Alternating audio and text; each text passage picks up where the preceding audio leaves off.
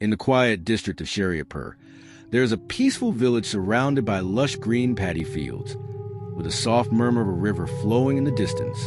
By day, the village is calm and serene, but when night falls, the villagers hurry back to their homes. At the center of this village stood an old brick house, home to a schoolteacher named Abdul Karim and his family. Karim was in his 50s, a calm and respected man in the village. He lived with his wife, Halima Begum, and their 8-year-old daughter, Tanya, bright, cheerful, and always smiling. The events began in the winter of 2014. By the end of December, the village was blanketed in thick fog. One early morning, strange noises came from Karim's cattle shed. Rushing out, he found one of his healthy bulls lying lifeless on the ground, with dry blood near its mouth. The local vet could not explain the cause of death and simply said, "This is not natural." Within the next 2 weeks, 2 more bulls died in exactly the same way. At first, everyone assumed a wild animal might be responsible, but there was no sign of entry into the locked shed, no bite marks, only dark patches on the animals' necks and chests. Soon after, more unsettling things began happening. In the middle of the night, cooking pots in the kitchen would overturn, spilling rice and lentils across the floor. At first, Halima thought it was rats, but the food carried an odd, raw, rotten smell that lingered in the air. The most terrifying incident happened to little Tanya.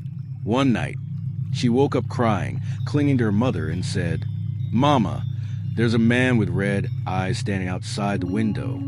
Halima opened the window and saw nothing, only a faint black shadow moving in the mist. From the next day, Tanya began having recurring nightmares, dreams of a tall man calling her name. One morning, Karim noticed freshly dug soil near a banana tree behind the house. Curious, he began digging with a spade. A few minutes later, the spade struck something hard. Clearing the soil, he uncovered a black clay pot. It was old, wrapped with red thread, and smeared with ash. When he opened it, his hands trembled. Inside were pieces of cloth soaked in dried blood, a bundle of human hair, long fingernails, and a bone. Around the bone, strange symbols were drawn on red fabric. Karim quickly brought the pot into the yard and sent for the village's elderly shaman. The old man looked at the pot, sighed heavily, and said, "This is a black magic pot. Someone has sent it to destroy your family. The troubles began the day this was placed in your yard." Karim asked, "What should I do now?" The shaman replied gravely, "You made a mistake by digging it up. The power inside is now released. Be careful tonight, but know this, what comes cannot be easily stopped." That night, at exactly 2 a.m., it began. The door started shaking, softly at first, then harder. The lights went out, and an unnatural cold filled the air. Then came a raspy voice. "Why did you touch my things?"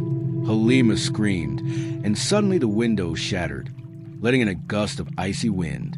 In the dim candlelight, they saw a tall black shadow standing in the corner of the room, its eyes glowing like fire. The next few nights were worse. At midnight, they would hear a dull thunk-thunk sound, as if someone was knocking from beneath the ground. Tanya would cry and say, "He's back, he's calling my name." One morning, Karim found that the spot where the pot had been placed was giving off a burnt, earthy smell, with thin smoke rising from it, as if something was burning underground, yet there was no fire. The villagers warned them, "It's not safe to stay here." Eventually, the family left the village. The house has remained empty ever since.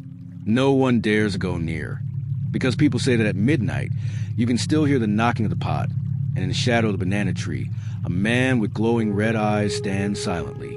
Even today, on foggy nights, villagers avoid that path. If someone dares to speak of the pot, the elders fall silent, and in a whisper one might say, "He's still there,